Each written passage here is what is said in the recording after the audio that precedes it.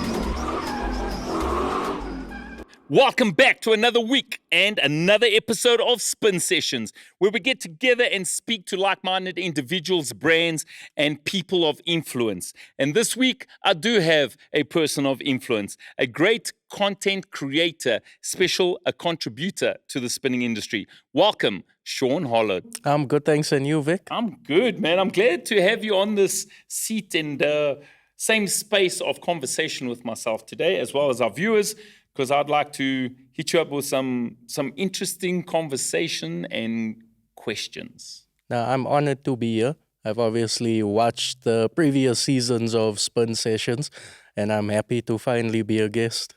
I'm happy to have you here. Shaun, straight out the bat, where did skid marks start and how did that idea come to your head? So, obviously, I've been a motorsport lover, automotive lover for my entire life, should I say. And I've always loved car shows, like back in the day when Speed and Sound had the car show at the Dome. I'd always make my auntie take me and my cousins there. We'd go check out all the cool builds. Then spinning came about. My sister had a friend that was dating this guy, and one Sunday night, we ended up sneaking out of the house, jumping over the wall, and I jumped into the car, and lo and behold, it was my now brother-in-law, Grant. Oh, wow. And he took us to our first spinning event at Industria. Oh, the streets, baby. Yeah. It was the halftime show of the drags, right? There we go. They had spinning and racing back in the day. It was the Sunday meeting point. Wasn't the safest, obviously. You know what it was like back then. Hey, listen, you got to give credit and acknowledge the roots of the movement. Yeah, and that's how my passion grew for spinning. After that, it became ShareWorld. Yeah. We had ShareWorld, and then for some reason they demolished ShareWorld. I'm not too sure why. Maybe because it was the spinners they were taking over there every week. Yeah, no, but it was safe. It was safe. The spinners couldn't bump anybody, basically. And if we still had that structure today, spinning might have been in an entirely different position than it is today. And then after that was West Bank. And obviously that's where I saw Vic around for the first time on the drag strip. Like West Bank was the best motorsport complex this province has, I could even say country has ever seen. We had circuit racing, we had spinning, we had drag racing, we had a skid pan. Yeah. We had good times on a Wednesday, huh? Wednesday nights, I was still in school when school holidays hit. One of my buddies had a car. We never had a license back then, but we used to kick it through. And that's where the fun began. Yeah. I gotta share your sentiments. Westbank Raceway, by all means, was the greatest motorsport complex South Africa had seen. And it was really, really sad that it only had like 4 years of longevity. At the end of the day, they sold the land and made a lot of profit in a couple of bars, and we lost pretty much the best motorsport facility we had. You know, Westbank Raceway, I also got to give credit due, was also the first official motorsport complex that gave spinning a home off the streets. You know, there were a lot of informal places, including Shareworld, but motorsport, you know, with safety, marshals, ambulances, Westbank was pretty much the first place, and it gave a great contribution to the young careers back then of Jeff James, Magesh, you know, back then Faya, Marlon, all those boys would rock up and they would do the halftime show. Eventually we built a pitch on the side of the drag strip, and then there was separate spinning the whole night through drags. Tell us, where did the name Skid Marks come from? So obviously, you know, I'm a very technical guy. Guys may not think it when you look at me, but I actually sat down and I brainstormed. No? I came down. So initially, I had this thinking as if I were on Discovery Channel. Yeah. We're getting deep here. Yeah. If I was an episode on Discovery Channel, Skid Marks would be that episode, that show. And even bigger than that, back then when I started the channel, I had this thing where I called it Tread TV, as entire tread. So that would be the channel. Tread TV is the channel. Skid Marks is the episode. And eventually, I mean, I just had too many logos on the videos when I was editing it. And then, you know, back then, yes, as I started out with like power DVD editor. I didn't even have any professional program. All I needed was something that could put a PNG logo onto the screen without a background on it. And after brainstorming, Tread TV came, Skid Marks came. I'm like, that is the name. People always tease me because, you know, skid marks, obviously you can have some skid marks in your underpants, sure. You know. But you can have skid marks on a four-wheeler. You can have skid marks on a motorbike. You can make skid marks in a car. You can make skid marks in a truck. Skid marks goes across the board for anything that's involved in the automotive industry or the motorsport world. And that is where skid marks came from. Nicely done. Let's talk a little bit about the colors of your logo and background. They're quite powerful. Why did you choose those specific 3 colors? So I had the black background with the white and the red. It just gave off that speed and also your rev counter. Okay. Those are the colors that you see in your rev counter. It's a black background, white dial, red limiter. And that's where the colors came from. That's pretty clever. I like that. And that's another thing people don't know about me. I'm actually a graphic designer. I am a qualified graphic designer. For the past 15 years, been working in graphic design professionally. And just because of going to shows with Grant, I decided it's time to start up a channel. And, you know, speaking about Westbank and the old days, I wish I had kept all those clips. Me too. Because I had so many clips from back then. And if I had started back then, imagine what Skid Marks would have been today. Yeah, no doubt. But what's important is that you started. And sometimes we can't look back on our past because living in your past does not promote the success of your present or future. You got to acknowledge your past, and what's important here is that you started. And now let's talk about where you started. Do you remember the first date you uploaded your first video on YouTube on Skid Marks? It's been about, I'd say, I think 2012 was the first time I uploaded a video. At the time, I was still running the channel as Shaun Holland because that was my personal Gmail account. When you start a channel, it obviously has my name. And back then, Dickie was my inspiration because that was the only guy that was creating content for guys like me. Because back then, although my brother-in-law was a spinner, he was a mechanic too. And sometimes we couldn't get to the event on time because he had work to do. So we rock up at the event at 8:30 at night, and we've missed all the good stuff. Yeah. So I used to watch Dickie's content, and that's where I got some tips from. But then also thinking that, I want to be like Dickie. So I named it Shaun Holland instead of Skid Marks. Okay. And after a while, after a couple of years of posting, I decided to actually change the whole channel name to Skid Marks for the sake of growth.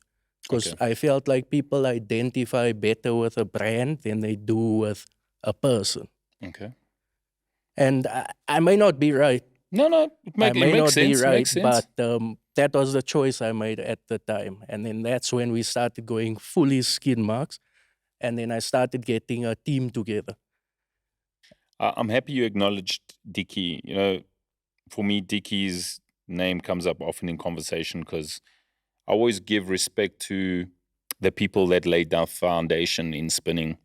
And Dickie, as I've said so many times before, was one of those instrumental figures that contributed to awareness of spinning on the digital platform in limited if you compare technology back to 2012 to 2024, it's a massive leap in change. And he did the best with what he had and with the finances and the backings and software and equipment that he had. He did a phenomenal job. I remember he used to back then still burn DVDs, and you could purchase DVDs, Dickie's Lounge Lizard, and was an instrumental force in also contributing to the promoting of events, whether it be pre or post. And Dickie, I'll say this again, my man, you will always be remembered and missed by myself as well as the whole spinning community, including people that looked up to you like mentors. You did the world for our culture, and we hold you in a good way responsible for the contribution of the growth of our sport. Yeah, Dickie, may you rest in power, man. We remember you often. Did you ever get to share the pitch with Dickie as a media? Yes, definitely. A couple of times. I always enjoyed it. And what I love the most is that sometimes in spinning, you feel like you can be overlooked by spinners or famous people in the game. But the day that I met Dickie on the pitch and I said, I'm Shaun Holland, I run Skid Marks, he's like, oh, I love your stuff. And that just makes you feel so good that, somebody who's bigger than you is actually watching your content. I thought, Dickie was...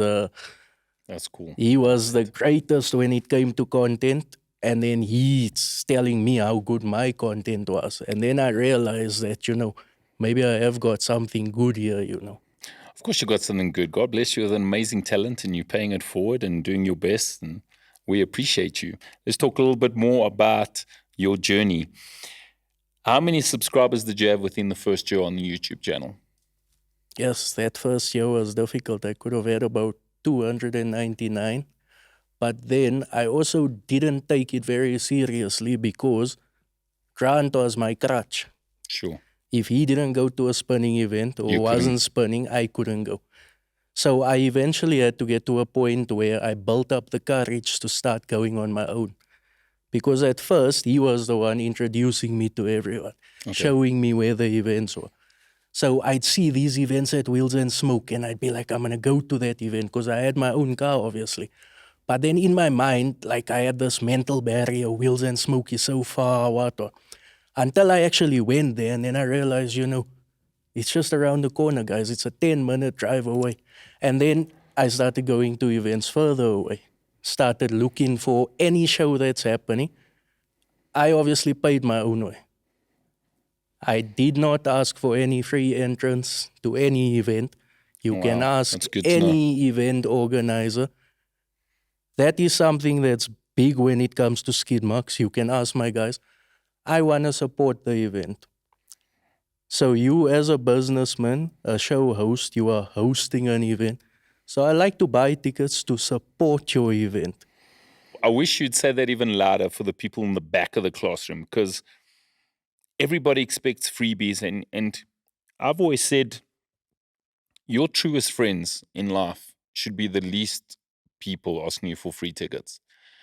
If you have got genuine people in your circle that want to see you succeed and make something of yourself and your brand, they should be the first people buying tickets, saying, hey, homeboy, we're coming to support your event. I bought 10 tickets, me, my girl, my girlfriend's family, my aunties are also coming. That's how I strongly feel about that, because your inner circle should be the first people to see you grow. And unfortunately, in this world, it's not always like that. And a lot of people expect freebies and then still, unfortunately, laugh when sometimes you stumble. I don't want to say fail, but stumble. And then you look back and think, well, those were the kind of people that were causing me to stumble, because instead of supporting me, they were expecting me to just give it up for free. You know what I'm saying? Exactly. So I'm happy you said that, and it's quite a noble thing of you to do. I think it's really, really important that we support the promoters. Everybody thinks promoters just make this crazy amount of money, and everybody's just getting into spinning from a promoting point of view for the gravy train and the money. And people don't realize there's some really big expenses when it comes to events. There's the hiring of the venue. There's the jock, which costs also its own share of money. Ambulance, fire, security. Sometimes you've got to hire the extra fence because there's not enough fence. There's the spinner's purse, which somehow some people don't talk about, but spinners, you know, the spinners that are promoted and are highlighted in the posters, they are getting paid. They are a paid performer. And that spinner's purse can increase dramatically depending who you inviting to your event. So you started with, like you said, the first year was like 200 and something subscribers. Yeah. And that was with my BlackBerry. BIS still active on the phone, so I could upload like I wanted to. Yeah. So you think you can spin? Yeah, 2000. Round about that time. 2015, 16. Yeah. So it was us. We with like 4 cell phones around the pitch. I bought this little Samsung Handycam and a GoPro.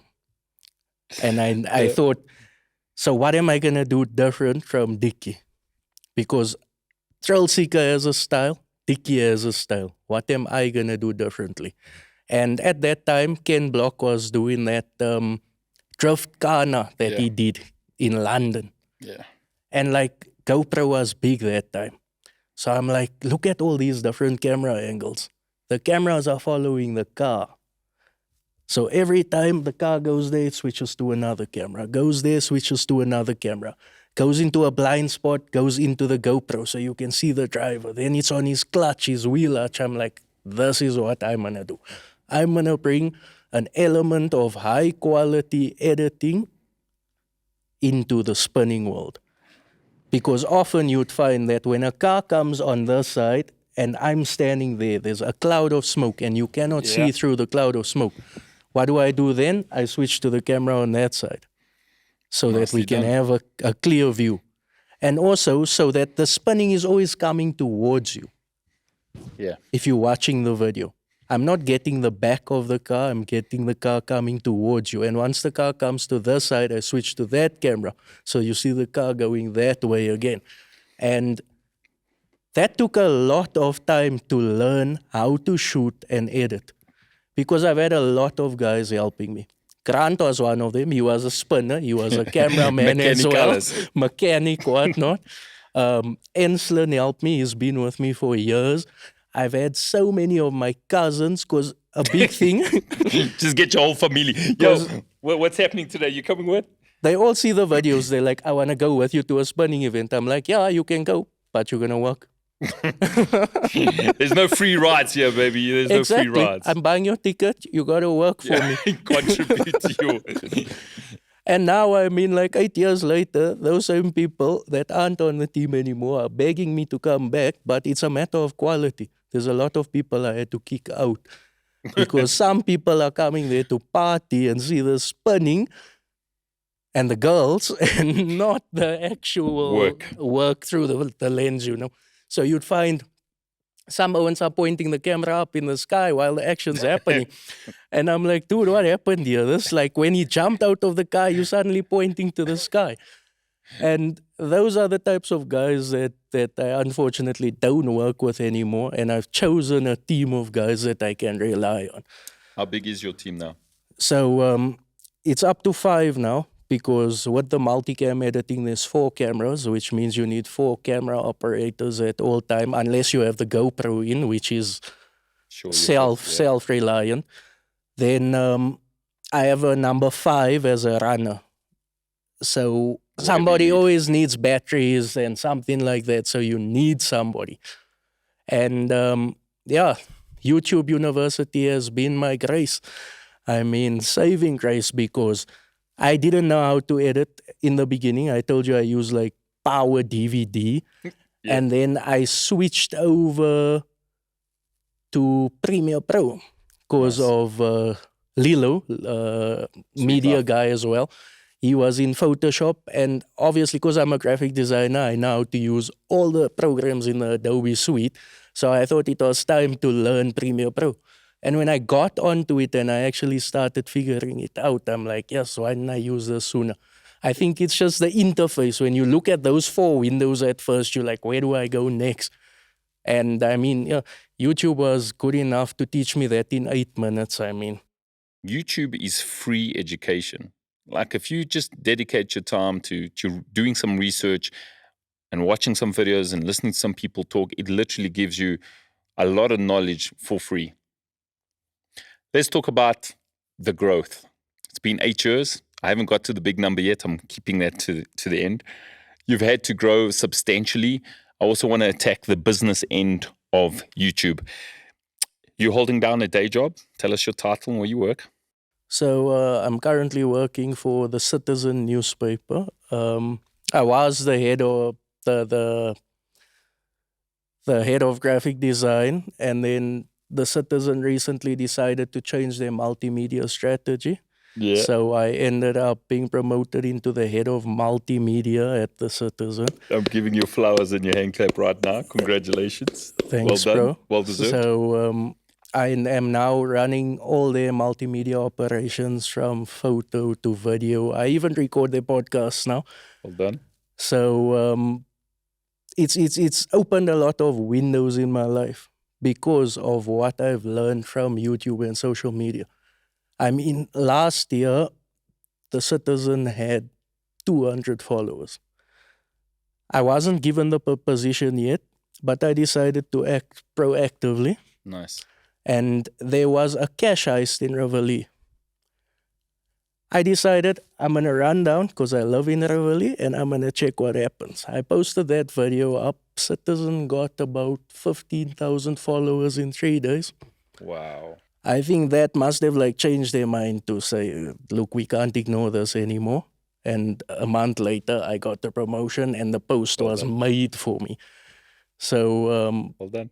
That's one big thing that came out of this journey. Skid marks is just my side hustle that I fund on my own. All the equipment I've bought on my own. When it comes to funding the equipment, people may think that I'm a high earner. No, I actually took out loans to buy my equipment and I've paid those loans off. And then I bought more equipment and I paid You're always it trying off. to keep up with technology. I know that really, really, really expensive trend. So starting from just having that Samsung Handycam and GoPro, I've now moved up, and this is equipment owned by Skid Marks, not rental equipment, because in the long term, rentals cost you more. Second-hand equipment, there's nothing wrong with it. You can get a nice GoPro 3 off Gumtree, $1,000. Yeah. I now have 4 GoPros. I've got 2 DSLR cameras and a Sony cam. Nice. At my disposal. So when I do events, I don't have to pay for camera hire. I've also managed to purchase a drone in that time. Very important. In this day, when it comes to production, you got to have a drone. But there's something I got to say. Drone be fooled. Because that thing is expensive. Not only buying it, that thing needs to be serviced. Yeah. The first week I bought my drone, I crashed it. It cost me 9,000 Rand to fix it, and I just spent 27,000 to buy it. The way it broke on the camera unit on the ribbon cable and it couldn't be repaired. Had to buy a whole new camera unit. It hurt. But it taught me a very important lesson. That a drone is like a little golf, no? Would you give your golf to anybody? Because when you get to events, a lot of people are like, let me fly your drone. I'm like, dude, unless I know your bank account is strong looking and good, I'm not going to let you fly my drone because accidents can happen like that. Especially at spinning events, man, if you're flying low and stuff. Exactly. Poles. And then drone laws. People don't understand. There are a lot of laws holding us back from using drones. You cannot use a drone commercially in South Africa. You can only fly it for hobby purposes. So once you use that commercially, they can come after you. In other words, you can get fined. You know, Tyrone Noble flew his drone in Lanseria area. They confiscated the drone. It was 2,500 fine plus 2,500 to get the drone back. Ooh, ouch. And that's by the South African Civil Aviation Authority. Those are laws. So many times when I see drones at spinning events, I've stopped taking mine because I'm afraid. I don't want to lose it. Sure. You're not allowed to fly over a crowd. I know that. You're not allowed to fly over a public road. You're not allowed to fly higher than 50 meters. So already, there's a crowd at the spinning pitch. Yeah. You're breaking a law. You're not allowed to fly within, I think it's 10 kilometers or 12 kilometers of a helipad, airport, airstrip, anything. Aviation, yeah. Now, Wheels and Smoke has an airstrip next door. Like 10 meters away from the entrance. So you need special clearance to fly your drone there. I can't just decide today I'm taking my drone and fly it there. I do not have a remote pilot's license and I do not have a commercial pilot's license, which is what you need to fly it commercially. Which costs over 50K or something crazy like that, right? Over 100K. Yeah, and that's steep. The problem is that they still have to approve you on their side. So they could say, look, we don't approve you. And you spend that money, it's non-refundable. So it's a risk. Let's talk a little bit about the business end of YouTube. You've been recognized by YouTube offices here in South Africa. They've invited you to a few events as an upcoming creative content maker. Tell us a little bit about the monetization of your content and give advice for young up-and-coming content creators, because a lot of people want to put stuff out and they don't necessarily know how they can actually make money out of their content. So when it comes to monetizing your content, YouTube has strict guidelines. First thing is that you have to have a certain amount of subscribers. I think it's at this point it's 1,500, or you have to have 2,500 watch hours in a month. Okay. Now, it may seem easy, but 2,500 hours of people watching your content is very hard. You've got to keep people engaged, and the retention is very important, because the more they watch, the more of your content YouTube will push out to people. So I've been learning as I'm going. I'm obviously not a professional. We think you're a professional. I think you're a professional. I'll give you that. I think you do a professional content creator around the motorsport space. And you got to claim that. You got to claim your wins. You know me, I'm a humble guy. I know, but you got to claim your wins. My victories. You got to claim your wins. God created and blessed you with a talent. You got to claim them. So what I've been mounting this up, you started off 299 subscribers. You are now officially over 100,000 subscribers on YouTube. First of all, another hand clap, giving you your flowers. Is it going to get to a point where, you know, we were talking that YouTube currently is your side hustle? I always say, if you work hard enough and you keep constant, your side hustle will become your main hustle. Is that your goal for skid marks in your life? I'd love that to happen if the petrol price didn't go up so often. Literally went up on Wednesday. Literally.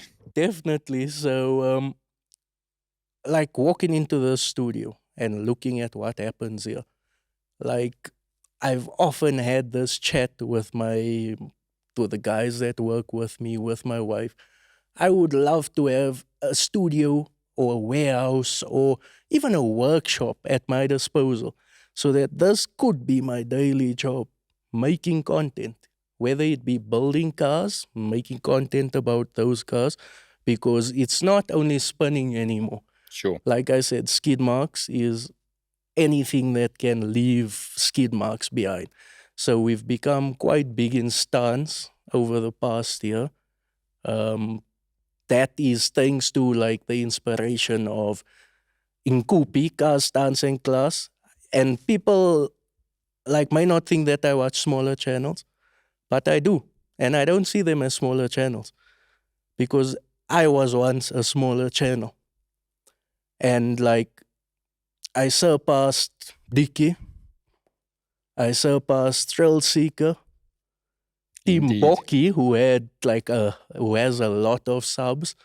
Then Speed and Sound next, and then I was like, okay, I'm past Speed and Sound. You're climbing that mountain, baby. Yeah, so it's nice to see that growth and that all my guys are with me. But this would be awesome for me if we could turn this into a business. Not if.